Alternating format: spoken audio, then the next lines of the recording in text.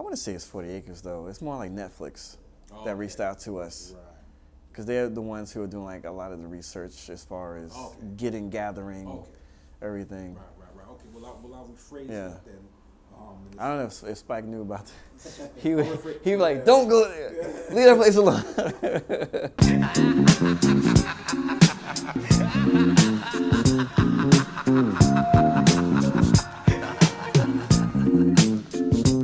Thought about it after this being here and people's reactions to it.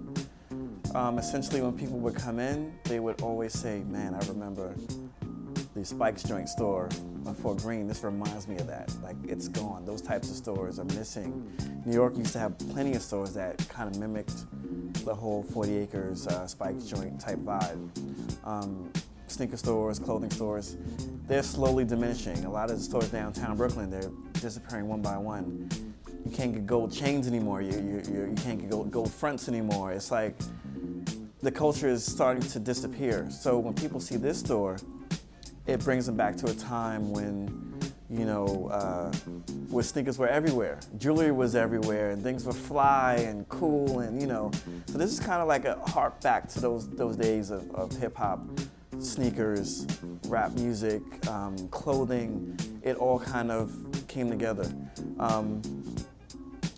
I used to work for Spike Lee back in the 90s, I would say, going into early 2000.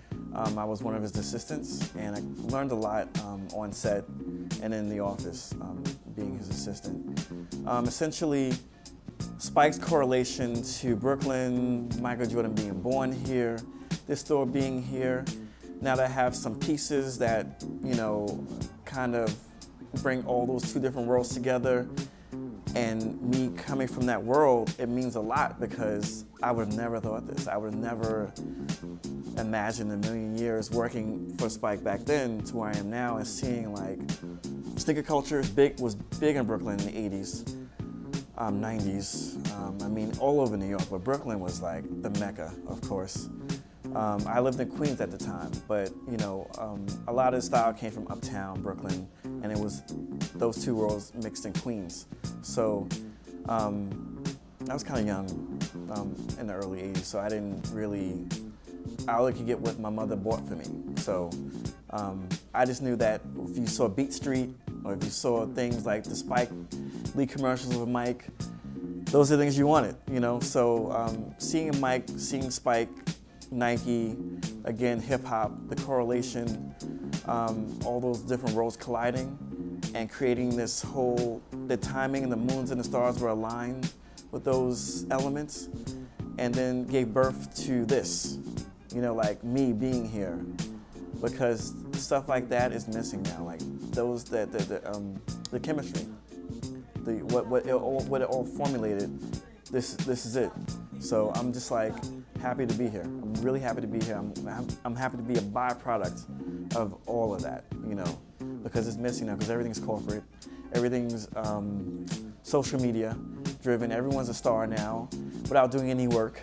You know, it's just numbers, it's all likes and everything. It's like, what do you do this show for that? Unless someone from television sees you and they're like, you know, we want to put them in a movie, you know, but the chances of that is like, you're going to be in the NBA, you're going to be a basketball player, you're going to be in the NBA, like, but people are doing it, you know, and it's I think it's great, but at the same time, the ones with the true talent,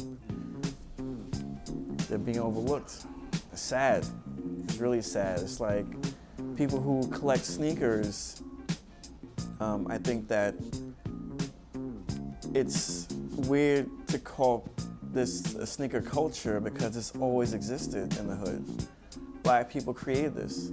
But the sad part about it is we never were able to capitalize on what we created. So that's hip hop, sneaker culture, but sneaker culture, the sneaker thing is like, I just can't believe it. We would wear sneakers every day. We would trade sneakers. We would like buy sneakers that no one else had. The goal was to find something that no one else had and wear those and walk around the block and someone would be like, oh shit, like, would you? And you wouldn't tell them, you know, and they would have to find it and hunt themselves. Those days are gone now. You know, it's sad because it used to be a consumer's market But now it's the corporations who are dictating what's cool and what's hot now. And I can't get down with that. I've never been a part of that. I think it's disgusting, actually, you know, because again, this is something we created.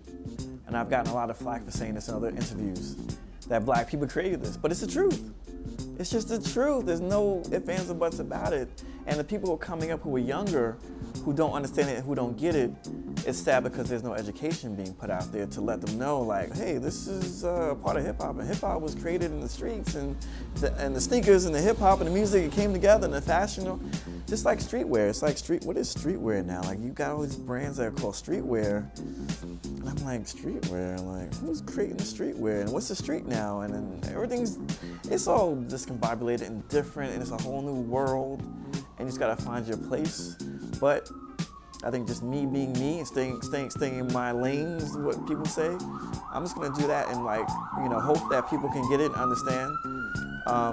And hopefully with this film that comes out, it will be an education for a lot of people, because when I first started shooting to where stinker culture is now, it's a big difference, because people weren't out there for the props to be like, hey, look at me, I got 10,000 pairs and I've got like everything that you can imagine.